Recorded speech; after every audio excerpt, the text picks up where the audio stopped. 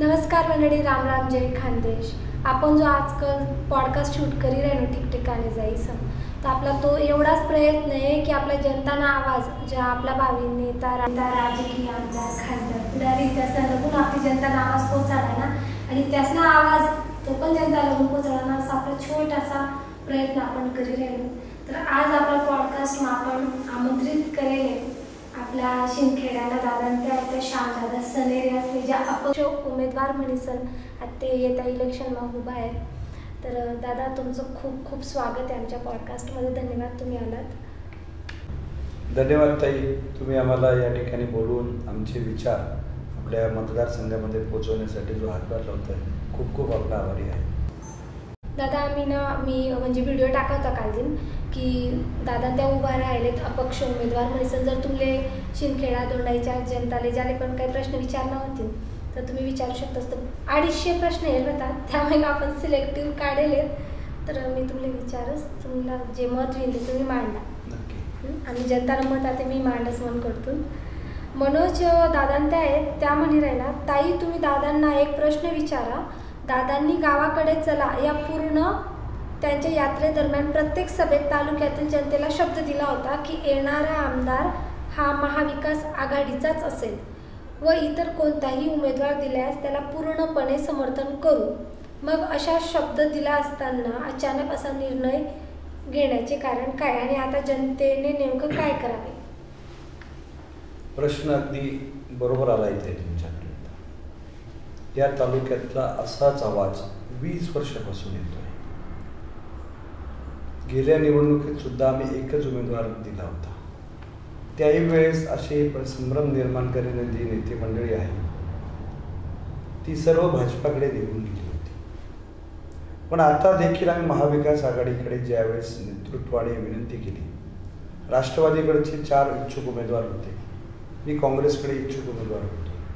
आम्ही जेव्हा तालुक्यात फिरलो, आम्ही तालुक्यातल्या जुलूमशाही दहशतीच्या विरोधामध्ये आमची जी भूमिका आहे, त्या भूमिकेच्या विरोधात आम्ही विद्यमान आमदारांच्या विरोधात अत्यंत आक्रमकपणाने फिरण्याची आमची जी भूमिका आहे ती आज देखील कायम आहे. आमची या मागची भूमिका होती की जर एकाच एक निवडणूक झाली तर त्याचा नक्कीच फायदा हा आम्हाला होणारच होता आणि आता देखील होईलच. कारण सोपी गोष्ट आहे, शेती तयार आहे, पण शेतीमध्ये चांगलं बियाणाची आवश्यकता होती. चांगलं वाण जर भेटी जातं त्या आणखी पीकमा बलतील मजा या होती. आता मात्र लढाई अटीतटीने आहे, आणि अटीतटीने लढाई मा आम्ही जर शब्द दिन तर आम्ही यात्रा मा की आम्ही एक आहोत, आमच्यामध्ये मतभेद नाही. ही भूमिका आज पण आहे, उद्या पण राहील. पण याच्या मागे तालुक्यामध्ये एक आवाज आहे की गेल्या निवडणुकीत शांबळ तुम्ही ज्यांच्यासाठी काम केलं त्यांनी आमचा विश्वासघात केला. ते शेवटचे 3 दिवस निवडणुकीत थांबले. म्हणून तुम्ही किंवा अन्य 2 उमेदवार जर राहणार ते आमले चाली, पण संदीप दादा बेडसे नकोच असं प्रत्येक गावमाईन आमले या निमित्तातील सांगायचे लोक असतील. काहीच नाही आमला असं सांगतो, जर संदीप दादा तिकीट भेटणार आम्ही डायरेक्ट भाजपला मग आमले चिंता लागेली बटी की आमनं सैन्य जर आमले असं सांगी राहिलं.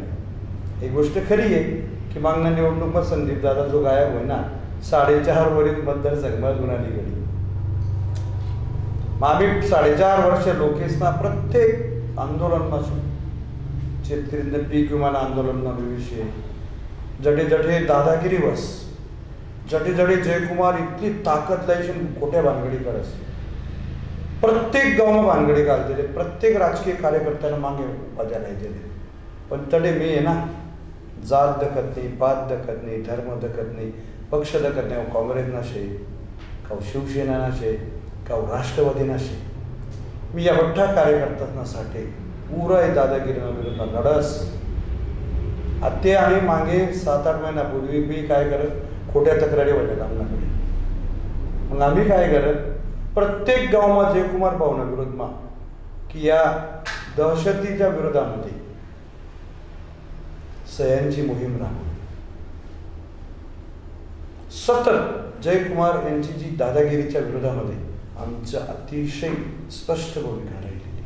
ती कायमच राहणार आहे. पण त्यावेळेस हे जे आत्ताचे उमेदवार आहेत हे कुठेही दिसत नाही. म्हणून ताई, या ज्या समाजामध्ये आपण काम करतो, ज्या समाजासाठी आपण काम करतो, जो राजकीय वेळ देतो, तो संपूर्णपणे या जुलुमशाहीच्या विरोधामध्ये मी जनतेमध्ये आहे. जनतेचा मला विश्वास आहे की जनता निश्चित मला न्याय देईल. कारण जनतेला माहिती आहे पळून जाणारा, लोकांचा विश्वासघात करणारा कोण आहे, आणि लोकांमध्ये भांडून लोकांना न्याय देणारा आणि भाजपाशी 2 हात करणारा हा फक्त श्याम सनेरच आहे. चला, म्हणजे आता जनताने न्याय भेटावे असं दादांचं म्हणणं आहे.